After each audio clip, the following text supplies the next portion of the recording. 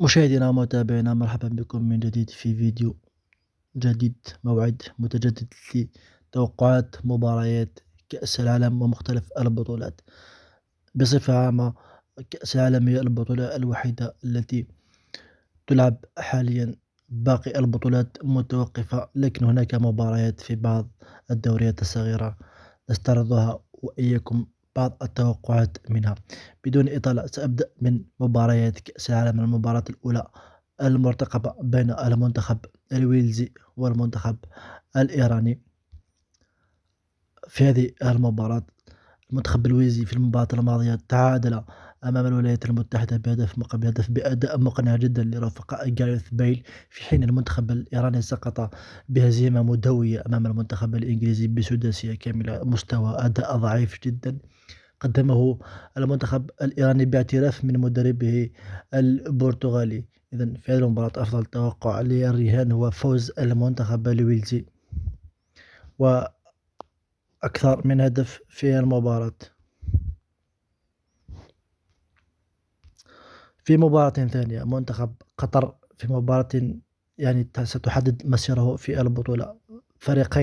كلا الفريقين انهزم في المباراة الأولى. المنتخب القطري قدم أداء هزيل جدا أمام الإكوادور، نفس الشيء بالنسبة للسنغال رغم الهزيمة أمام المنتخب الهولندي بنفس النتيجة التي انهزم المنتخب العنابي القطري. المنتخب السنغالي قدم مباراة كبيرة جدا واستحق على الأقل نقطة التعادل. في هذه المباراة التي تجمع المنتخبين القطري والسنغالي، أفضل توقع هو فوز المنتخب السنغالي أو على الأقل التعادل وأقل من 3 أهداف في المباراة. في مباراة ثالثة، مباراة المنتخب الهولندي والإكوادوري، مباراة تحدد المتأهل في المرتبة الأولى بنسبة كبيرة. مباراة صعبة لكلا المنتخبين، صعب جدا التوقع. في أفضل توقع بالنسبة لهذه المباراة هو فوز أو التعادل. المنتخب الهولندي لديه حظوظ أقوى وأوفر للفوز بالمباراة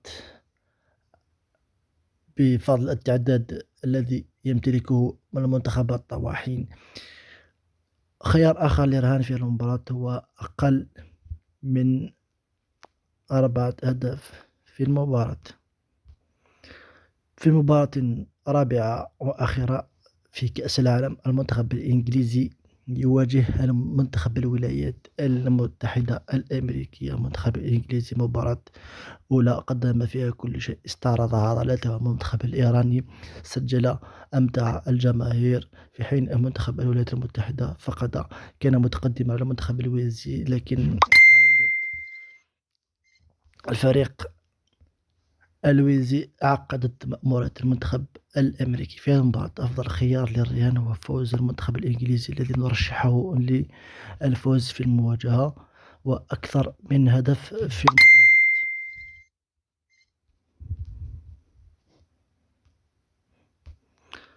لدينا مباريات أخرى، منافسة أخرى هي منافسة كأس الجزائر. اخترت لكم 3 مباريات للرهان عليها. المباراة الأولى بين فريق مولودية وهران أمام أولمبيك أقبو مولودية وهران في الدرجة الأولى على أرضه، يواجه فريق من الدرجة الثالثة.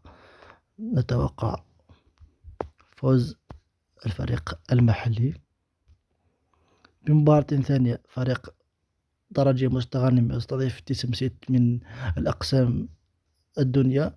في هذه المواجهة أيضا مستغنم، لمن لا يعرف هذا الفريق متصدر الدرجة الثانية بفارق كبير عن ملاحق مرشح للصعود إلى الدرجة الأولى. في المباراة تتوقع فوز فريق مستغنم على ملعبه.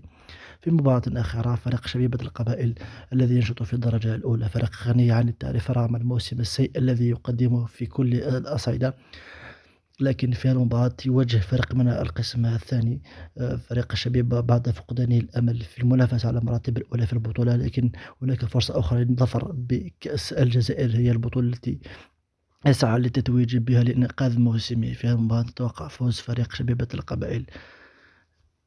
هذا كل ما لدينا من توقعات خاصة بمباريات الجمعة. نلتقي في فيديو آخر لتوقعات أخرى لكأس العالم يوم السبت بحول